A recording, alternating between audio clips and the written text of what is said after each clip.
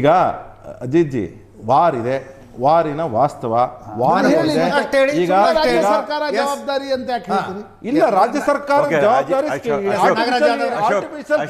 Create ಮಾಡಿದ್ರು.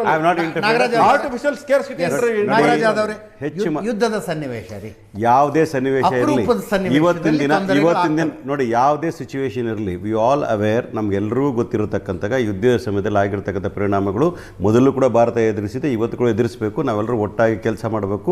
ಕೃತಕವಾಗಿ ಯಾರಾದರೂ ಕೂಡ ಸ್ಕೇರ್ಸಿಟಿ ಮಾಡಿದ್ರೆ ಅವ್ರ ಮೇಲೆ ಕಠಿಣವಾದ ಕ್ರಮ ಕೈಗೊಳ್ಳಬೇಕು. ಎರಡು ಮಾತಿಲ್ಲ. Whether it's government of India ಮಾಡ್ತಾರೋ ಸ್ಟೇಟ್ ಗೌರ್ಮೆಂಟ್ ಮಾಡ್ತಾರೋ ಅದ್ರ ಬಗ್ಗೆ ನಾನು ಆಕ್ಷೇಪ ವ್ಯಕ್ತಪಡಿಸಿಲ್ಲ, ಮಾಡಲೇಬೇಕಾಗ್ತದೆ. ಯಾಕಂದರೆ ನಾಗರಿಕರಿಗೆ ನಾವು ಕೊಡಬೇಕಾಗಿರ್ತಕ್ಕಂಥ ಮೂಲಭೂತವಾಗಿ ಕೊಡಬೇಕಾಗಿರ್ತಕ್ಕಂಥ ಒಂದು ಪ್ರಾಡಕ್ಟ್ ಇದು. ಯಾಕಂದರೆ ಅದಿಲ್ಲ ಅಂದರೆ ಊಟ ಮಾಡಲಿಕ್ಕೆ ಆಗೋದಿಲ್ಲ. ಈ ವಿಚಾರ ಬಂದಿರತಕ್ಕಂಥದ್ದು ಕೇವಲ ಅದು ಹೋಟೆಲ್ಗಳ ಸಮಸ್ಯೆ ಮಾತ್ರ ಆಗಿಲ್ಲ. ಒಂದು ವೇಳೆ ಹೋಟೆಲ್ಗಳು ಒಂದು 20%, 30%, 40% ಬಂದ್ ಆಗಿದ್ದ ಆದರೆ ಎಷ್ಟು ಜನ ನೌಕರರಿಗೆ ಸಮಸ್ಯೆ ಆಗ್ತದೆ. ಆಮೇಲೆ ಬೆಂಗಳೂರು ನಗರ ಅಂತ 1,40,00,000 ಜನ ಇರ್ತಕ್ಕಂಥ ಇದರಲ್ಲಿ more than 50% people dependent on the hotel for food. ಯಾಕಂದರೆ ಗಂಡ ಹೆಂಡತಿ ಇಬ್ಬರು ಕೆಲಸ ಮಾಡ್ತಕ್ಕಂಥದ್ದು, ಬ್ಯಾಚುಲರ್ಸ್ ಎಲ್ಲರೂ ಕೆಲಸ ಮಾಡ್ತಕ್ಕಂಥದ್ದು.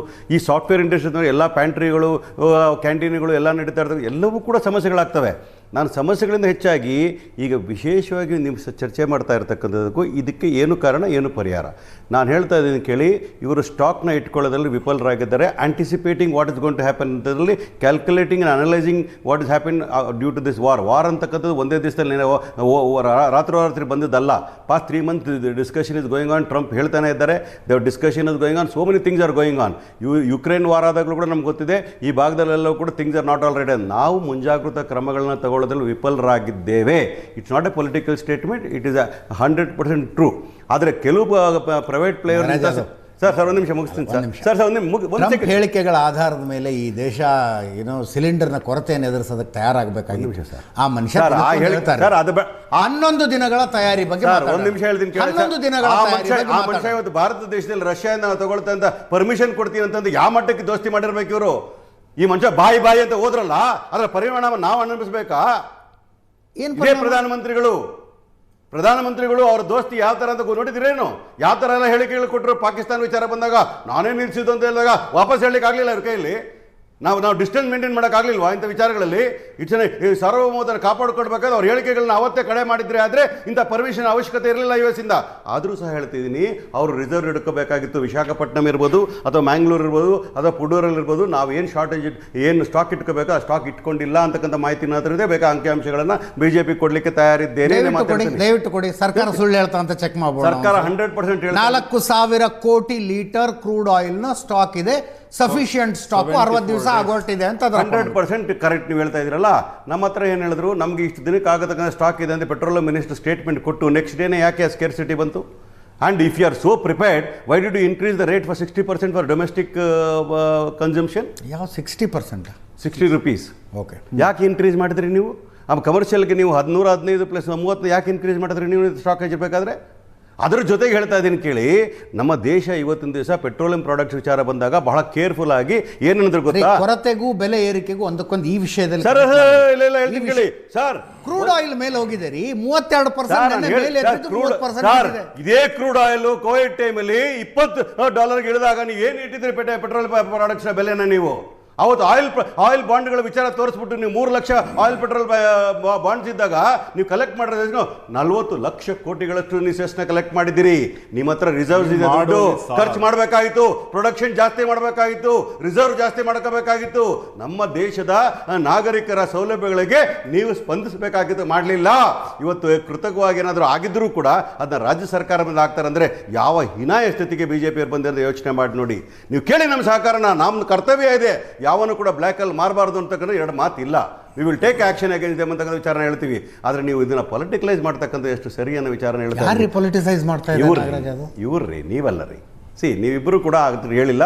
Your ಕ್ವಶ್ಚನಿಂಗ್ when ever it's required your ಕ್ವಶ್ಚನಿಂಗ್. ಎರಡು ಪಕ್ಷಗಳ ಪೈಕಿ ಯಾವ ಪಕ್ಷ ಪೊಲಿಟಿಸೈಸ್ ಮಾಡ್ತಾ ಇದೆ ಅಂತ ಗೊತ್ತು, ಅವರೇ ಪೊಲಿಟಿಸೈಸ್ ಮಾಡಿ ಮಾತಾಡಲಿಲ್ಲ ರೀ. ಸನ್ಮಾನ ಕೂತ್ಕೊಳ್ರಿ. ಅದ್ರ ಜೊತೆ ಹೇಳ್ತೀನಿ ಕೇಳಿ, ನಾವ್ ಹೇಳ್ತೀನಿ ಕೇಳಿ, ನಮ್ಮಲ್ಲಿ ಹೇಳ್ತಾ ಸರ್, ಒಂದು UPA ಗೌರ್ಮೆಂಟ್ ಇದ್ದಾಗ ನಾನು ಹೇಳ್ತೀನಿ ಯಾಕೆ ಈ ವಿಚಾರಗಳು ನಾನು ಹೇಳ್ತೀನಿ ಅಂದ್ರೆ, ಅವಾಗ ಸಬ್ಸಿಡಿಗಳಿತ್ತು, ಹೆವಿ ಸಬ್ಸಿಡಿ ಇತ್ತು, 650 ರೂಪಾಯಿ ಸಬ್ಸಿಡಿ ಇರ್ತಾ ಇತ್ತು ಯಾವುದು ಸಿಲಿಂಡರ್ಗೆ. ಅದನ್ನ ನೀವು ವಾಪಸ್ ತಗೊಂಡ್ರಲ್ಲ ನೀವು. ಅವತ್ತಿಂದ ಇವತ್ತು 12 ವರ್ಷಗಳಿಗೆ ಸುಮಾರು 6 ಲಕ್ಷ ಕೋಟಿಗಳು ಕೇವಲ ಸಬ್ಸಿಡಿ ಉಳಿಸ್ಕೊಂಡಿದ್ರಲ್ಲ. ಪ್ರೊಡಕ್ಷನ್ ಜಾಸ್ತಿ ಮಾಡ್ಕೋಬೇಕಾಯ್ತು, ನಮ್ಮ ಇಂಡಿಜಿಯಸ್ ಪ್ರೊಡಕ್ಷನ್ ಗ್ಯಾಸ್ ಜಾಸ್ತಿ ಮಾಡ್ಕೋಬೇಕಾಗಿತ್ತು, ನೀವು ಮಾಡಲಿಲ್ಲ. ಇವತ್ತು ಕೂಡ 30% ಅಲ್ಲೇ ಇದ್ದೀರಿ ನೀವು 35%, 40% ಇಂಡಿಜಿಯಸ್ ಮಾಡ್ತಾ ಇದ್ದೀವಿ ಗ್ಯಾಸ್ ಅಂತಿಲ್ಲ. ಅದ್ರಲ್ಲಿ ನಾನು ನಂಬಿಕೆ ಇಲ್ಲ, ನಮ್ಮ ಮಾತನ್ನು ಹೇಳ್ತಾ ಇದ್ದೀನಿ. That is my statistics, my research work. I am telling you, they have failed in increasing the production of gas in our country by indigenously. This is a failure of the NDA government and BJP. Keshav sir, ಯುದ್ಧ ಶುರುವಾದಾಗ anticipated ಸನ್ನಿವೇಶ ಇದು. ಆ ಭಾಗದಿಂದ ಪ್ರಪಂಚದ 22% oil supply ಆಗುತ್ತೆ sir, Hormuz ಜಲಸಂಧಿ ಬಂದಾಯಿತು. ಅಂಥ ಸನ್ನಿವೇಶವನ್ನು ಎದುರಿಸುವುದಕ್ಕೆ ಕೇಂದ್ರ ಸರ್ಕಾರದ ಪ್ರಿಪೇರ್ಡ್ನೆಸ್ನಲ್ಲಿ ಏನು ಕೊರತೆ ಇತ್ತು? ಈಗ ಅದಕ್ಕೆ ಮುಂಚೆ ಒಂದು ಪ್ರಿಪೇರ್ಡ್ನೆಸ್ ಬಗ್ಗೆ ಹೇಳ್ತಾ ಇನ್ನೊಂದು ಮಾತನ್ನ ಹೇಳಿ ಅದನ್ನ ಶುರು ಮಾಡ್ತೀನಿ. ನಾನು ಜಸ್ಟ್ ಅದನ್ನ ನೋಡ್ತಾ ಇದ್ದೆ.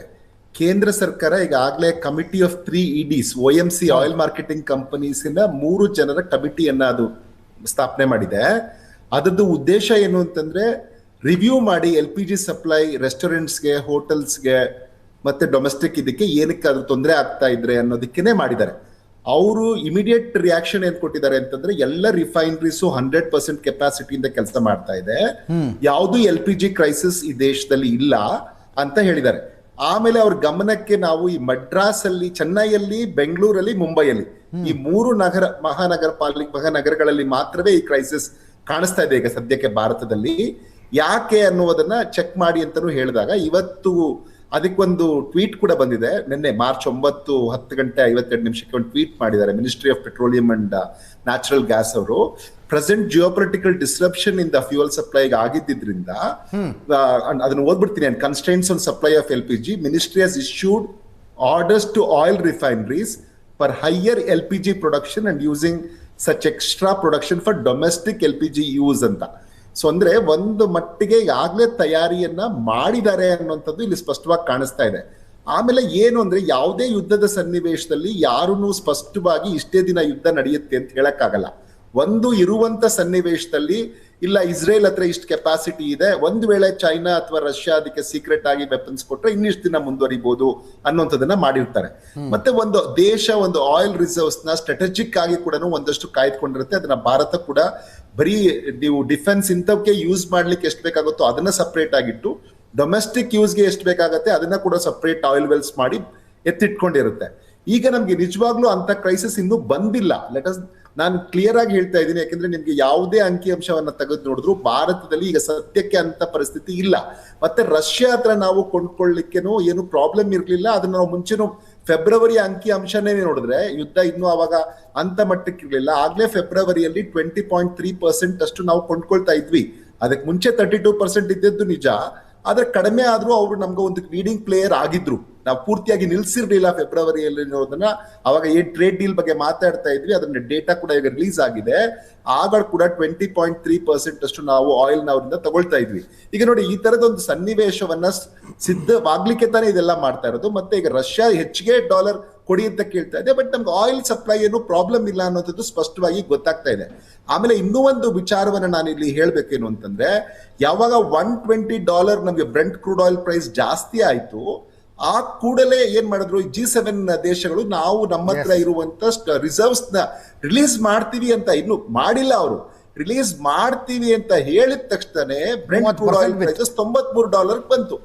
$93 ಬಂದು ಈಸ್ ಔಟ್ ಆಯ್ತು. ಇವಾಗ್ಲೂ ಬೇಕಾಗಿರೋದು ಅಂತದೇ ಸನ್ನಿವೇಶ ಇದೆಯೋ, ಈ ತರದೊಂದು ಸನ್ನಿವೇಶವನ್ನ ಸೃಷ್ಟಿ ಮಾಡಿದ್ದಾರೆ ಆಗ್ಲಿ. ಇದು ಭಾರತದಲ್ಲಿ ನಿಜವಾಗ್ಲೂ ಇವಾಗ LPG ಆಗ್ಲಿ ಅಥವಾ ನಮ್ಗೆ ಪೆಟ್ರೋಲ್ ಆಯಿಲ್ ಆಗ್ಲೇ ನೋಡಿ, ಒಂದು ಗಾಳಿ ಸುದ್ದಿ ಹಬ್ಬಿದ್ದಕ್ಕೆ ಮಂಗಳೂರು ಮತ್ತೆ ಕಡಲ ತೀರದ ನಮ್ಮ ಡಿಸ್ಟ್ರಿಕ್ಟ್ ಗಳಲ್ಲಿ ಆಗಲೇ ಜನ ಹೋಗಿ ಪೆಟ್ರೋಲ್ ಕೇಂದ್ರಗಳ ಮುಂದೆ ಹೋಗಿ ಕ್ಯೂ ನಿಂತ್ಕೊಂಡಿದ್ರು. ಯಾಕೆ? ಒಂದು ಗಾಳಿ ಸುದ್ದಿಯಿಂದ ಇದೆಲ್ಲ ಆಗಿದ್ವು. ಈ ತರ ಯಾರೋ ಸೆಂಟ್ರಲಿ ಏನೋ ಮಾಡಿ ಬ್ಲಾಕ್ ಹೋರ್ಡಿಂಗ್ ಮಾಡಿ ಅವ್ರೇನೋ ಲಾಭ ಮಾಡ್ಲಿಕ್ಕೆ ಮಾಡುವಂಥದ್ದು ಈಗ ಕೇಂದ್ರ ಸರ್ಕಾರ ಮತ್ತೆ ಸ್ಪಷ್ಟಪಡಿಸಿದೆ. ಯಾವುದು ಸಿಂಗಲ್ ಡಿಸ್ಟ್ರಿಬ್ಯೂಟರ್ ಭಾರತದಲ್ಲಿ ಈಗ ಡ್ರೈ ಆಗಿಲ್ಲ ಅವ್ರ ಹತ್ರ ರಿಸೋರ್ಸಸ್ ಅಂತ. ಆದ್ರೆ ಏನು ಸಿಲಿಂಡರ್ಸ್ ಇದೆ ಅದು ಎಲ್ಲವೂ ಸ್ಪಷ್ಟವಾಗಿ ಇದೆ ಕರೆಕ್ಟ್ ಆಗಿ ಅಂತ ಕೇಂದ್ರ ಸರ್ಕಾರ ಹೇಳಿದೆ. ಈಗ ಅದನ್ನ ಚೆಕ್ ಮಾಡ್ಬೇಕಾಗಿದೆ ಅಷ್ಟೇ. ಈಗ ಎಲ್ಲೆಲ್ಲಿ ಅದು ಸ್ಟಾಕ್ ಆಗಿ ಕುಳಿತಿದೆ ಅದನ್ನ ಮಾಡಿ ಹುಡುಕಿದ್ರೆ ಖಂಡಿತ ಪ್ರಾಬ್ಲಮ್ ಸಾಲ್ವ್ ಆಗುತ್ತೆ. ನನಗೆ ಇದು ಇಲ್ಲ ಕೇಶವ್ ಸರ್, ಹಂಗೆ ನಾನು artificial ಆಗಿ create ಮಾಡಿರೋದು. ಬ್ರೇಕ್ ತಗೊಂಡ್ಬಂದು